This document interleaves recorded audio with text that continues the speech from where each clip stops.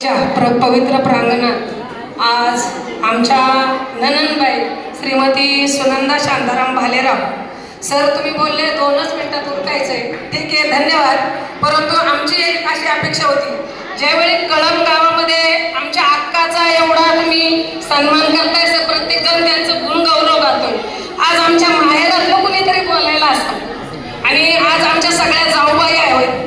आजपर्यंत सांगत होत असतो मी की अक्काला 2 मुली, 1 मुलगा, 1 सुनबाई असा परिवार आहे.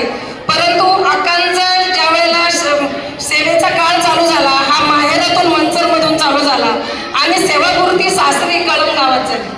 आणि ह्या मधल्या काळामध्ये ज्यावेळेला अक्कांचं हे 35 वर्ष 6 महिने आणि 29 दिवसाची जी सेवा आहे, ही सेवा करत असताना त्यांना 7 भाऊ, 7 भावजया, 8 भाचे आणि 4 भाच्या आहेत. आणि एवढ्या सगळ्यांमध्ये लाडकी आत्या, लाडकी ननंद आणि लाडकी अक्का हा आमच्या घरातला त्यांचा वारसा आहे. त्याचं कारणही असं आहे, जरी अक्का ही आमच्या मिस्टरांची बहीण असेल, परंतु ह्या सगळ्या भावांमध्ये भाऊजाईंबरोबर कसं राहावं, वागावं कसं, एखादी गोष्ट चुकेल तर सांगावं कसं, प्रेमाने प्रत्येकाला सांभाळून घ्यावं कसं, ह्या गोष्टी ह्या अक्काकडून शिकण्यासारख्या होत्या. म्हणजे ज्यावेळी मी प्रत्येक वेळी सगळ्यात जास्त भांडणारी भाऊजाई मीच, कारण या कालावधीमध्ये अक्का कधीही माहेरी आल्या नाही किंवा राहिल्या नाही. आणि नेहमी माझं भांडण एवढंच असायचं की तुम्ही 1 दिवस तरी माहेरासाठी द्यावा. परंतु भाऊबीज असेल, रक्षाबंधन असेल, आमचे दीर असतील, आमचे सगळे त्यांचे भाऊ त्यांच्या घरी यायचे कळंबला आणि तिथं रक्षाबंधन आणि भाऊबीज असं वळवायचा. त्यामुळं आम्हाला कधी अशी ननंद आमच्या घरी आली, 1 दिवस राहिली असा कधीही योग आला नाही.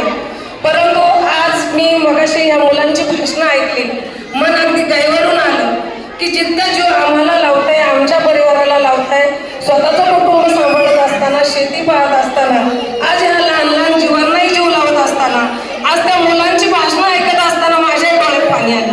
आणि मलाही वाटलं की आपण आपल्या नंदेचं इथं गुणगौरव करत असताना आमच्या कुटुंबातलं एखादा तरी प्रतिनिधित्व म्हणून मला बोलायची संधी द्यावी. सर, तुम्ही 2 मिनिट म्हटलं, तुम्ही सांगितलं आमच्या अक्काबद्दल बोलायला 2 तास पण पुरणार नाही.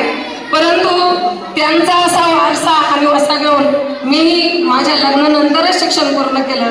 परंतु नेहमी आमच्या अक्कांचं माझ्याकडे पाहून म्हणणं असायचं, मला खूप तुझा अभिमान वाटतो, तू शिकतेस, मुलं सांभाळून करतेस, किंवा अगदी छोटंसं ड्रायव्हिंग शिकणं असू द्या, गाडी शिकणं असू द्या, घरातल्या गोष्टी असू द्या, किरकोळ काही असू द्या. परंतु त्यांची एक मोटिवेशन इतकं असायचं की त्यांची शाबासकीची थाप ही खूप व्हायची.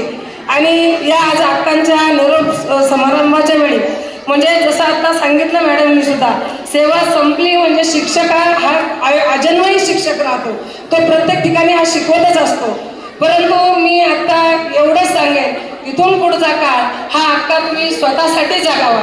आणि इथून पुढचं आयुष्यात संपूर्ण घर गोकुळ झालेलं आहे, नातवंड आहेत, सगळ्या गोष्टी आहेत, थोडा वेळ आमच्या माहेरासाठी पण द्यावा आणि स्वतःची काळजी घ्यावी आणि इथून पुढचं आयुष्य स्वतःसाठी जगावं, एवढ्या शुभेच्छा व्यक्त करते आणि थांबते. आणि माझ्या निगोट परिवाराच्या सगळ्या माझ्या जाऊबाई आहेत, सगळ्यांच्या वतीने प्रत्येकीचं नाव घेत आपण 7 आहेत, त्याच्यामुळं सगळ्यांच्या वतीने मी अक्कांना पुढील आयुष्यासाठी निरोगी आयुष्य जगावं यासाठी शुभेच्छा देते आणि थांबते. धन्यवाद. मॅडमला आता थोडंसं बरं वाटलं असेल की आपल्या सासरची सगळी मंडळी बोलत होती, आता माहेरचाही कोणीतरी बोललं, बरोबर की नाही. माहेर बोलच्याबद्दल अनेक अशा प्रकारची आवड प्रत्येक स्त्रीच्या मनामध्ये त्या ठिकाणी असते.